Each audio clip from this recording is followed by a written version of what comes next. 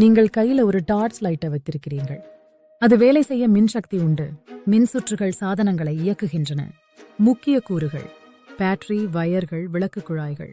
முதல் கூறு பேட்டரி மின்சக்தியை வழங்குகிறது. இது மின்னழுத்தத்தை உருவாக்கி மின்காந்தங்களை சுற்றுக்குள் தள்ளுகிறது. அடுத்தது வயர்கள் அனைத்து கூறுகளை இணைக்கின்றன, மின்வோட்டத்தை செலுத்த உதவுகின்றன. மூன்றாவது விளக்கு குழாய் மின்சக்தியை ஒளியாக மாற்றுகிறது.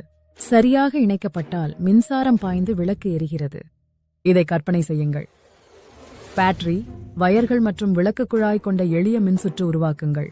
எடுத்துக்காட்டு: டார்ச் லைட்டை இயக்கும்போது சுற்று மூடப்படுகிறது. மின்சாரம் பேட்டரியிலிருந்து கிளம்பி விளக்குக்கு செல்கிறது, மீண்டும் பேட்டரிக்கு திரும்புகிறது. இதனால் விளக்கு ஒளிக்கு கிடைக்கிறது. சுருக்கமாக, மின் சுற்றுகள் பேட்டரி, வயர்கள், விளக்கு குழாய்களை உள்ளடக்கியவை.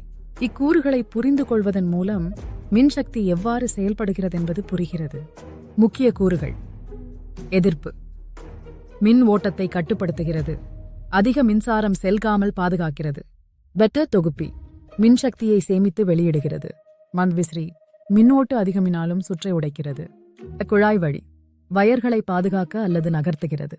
ஆரியோஸ்டாட் மாறக்கூடிய எதிர்ப்பு ஒளியின் பிரகாசத்தை கட்டுப்படுத்துகிறது. செய்யுங்கள். உங்கள் மின்சுற்று வரைபடத்தை வரையுங்கள். இது ஒரு சிறந்த கற்றல் முறையாகும். மேலும் பயிலுங்கள். மின்சக்தியின் அற்புத உலகத்தை கண்டறியுங்கள்.